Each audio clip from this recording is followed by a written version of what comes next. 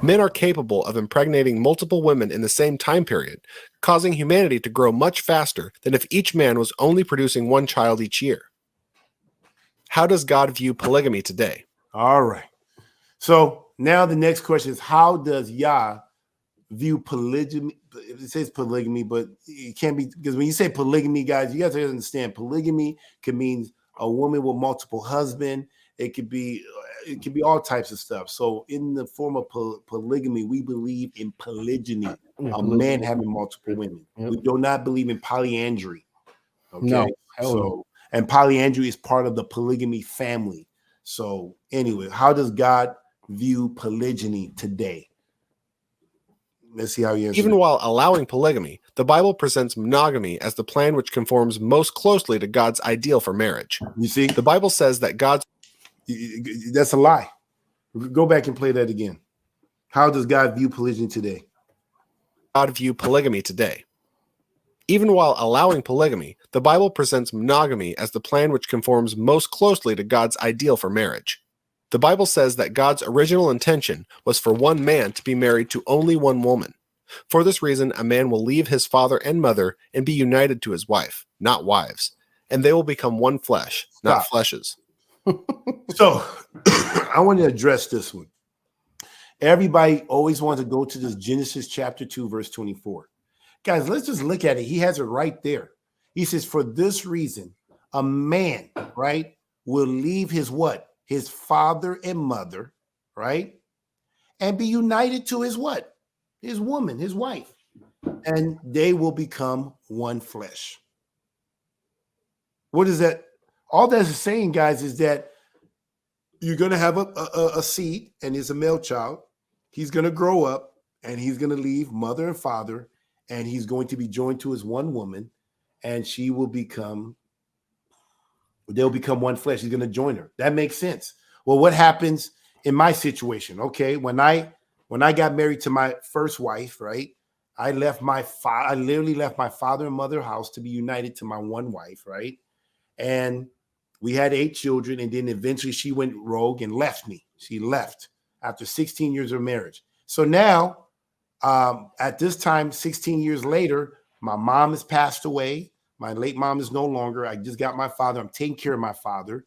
So what do I do in this situation? Or let's say my wife died, and now I want to remarry. Is this still the same? For this reason, a man would leave his father and mother and be united to his wife? No, in this case, I already left my father and mother to claim. Now I'm going to remarry due to divorce or due to widow or whatever the case. Maybe she died or whatever the case. Or if I just want to add to my family, it's just talking about the progression of things that, okay, man and woman come here, you're going to have a seed. And from here, you're going to produce.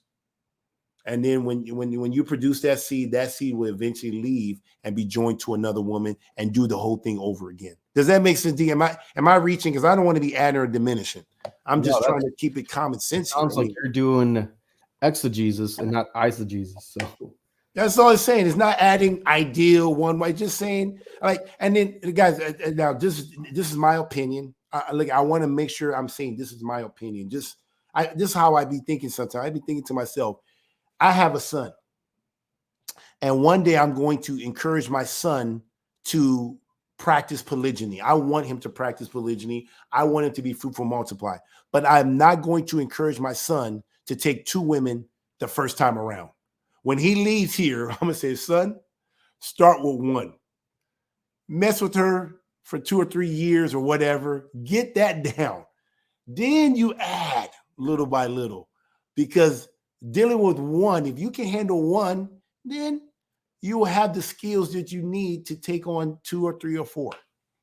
After the second one, and I'll give you an example. And let me give people that people say, wow, what is he talking about? Let me give you now, anybody that's had more than 1 children, right?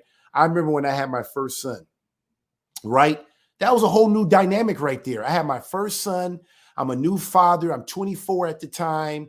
And we're a new family, and I'm learning how to be a father, right? I'm making most of my mistakes was made the first year with my son, learning the do's, the don'ts, whatever, learning how to discipline, feeling comfortable, training, all that stuff came in.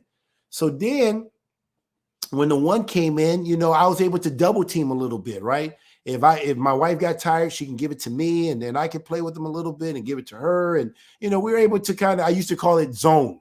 When you have your first child, you call it zone, right? In football, it means when you're doing the coverage, zone coverage.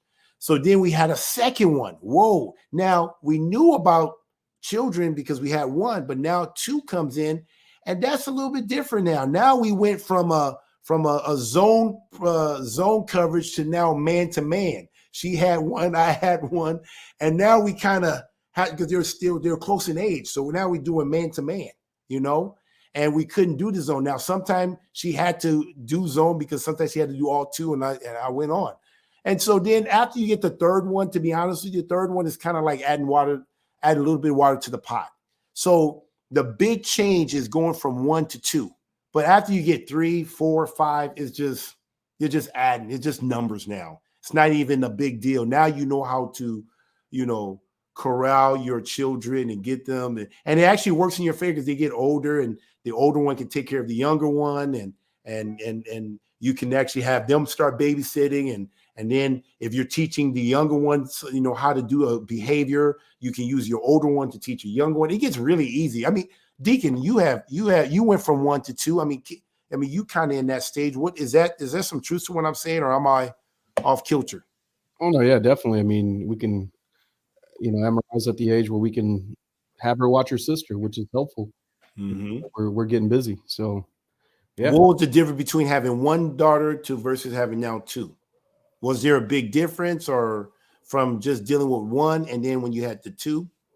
No, not a huge difference in the fact that what's the age gap? They're like 2.5 years apart. Okay, that's about the same. Okay. Yeah, but yeah, I mean, I would say now, since MRI is 6, she's at the point where she's more helpful. You know what I mean? Mm-hmm. And like you taught me, really invest on the first one, because the first one, they lead by example, right? So the younger one's going to copy the older one, and we see that all the time.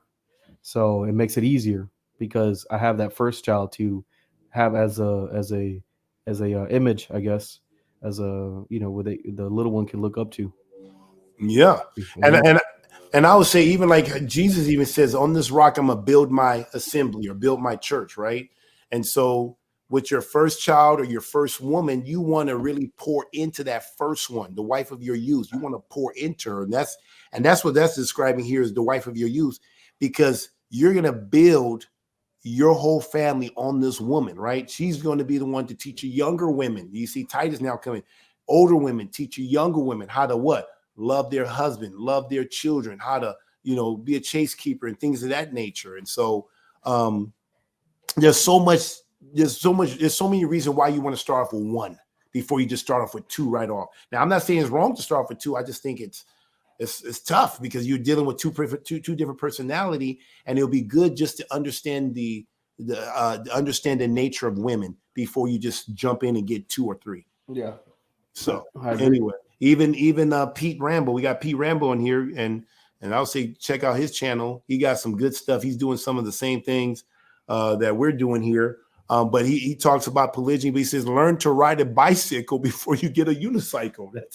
That's so true. Like, let's learn the basics before we go on and start adding more, That's it. So it's wise to start off, but this doesn't mean it says stop there. So when he said this is Yah's ideals best, that's a lie. Yep. Exactly. All right. And then even in this ideal family of Adam and Eve, guess what? That's where sin came into the world, based off of one woman. Can you imagine if Adam had 2? Shoot, there probably would be no one on earth anymore. So y'all try to limit that.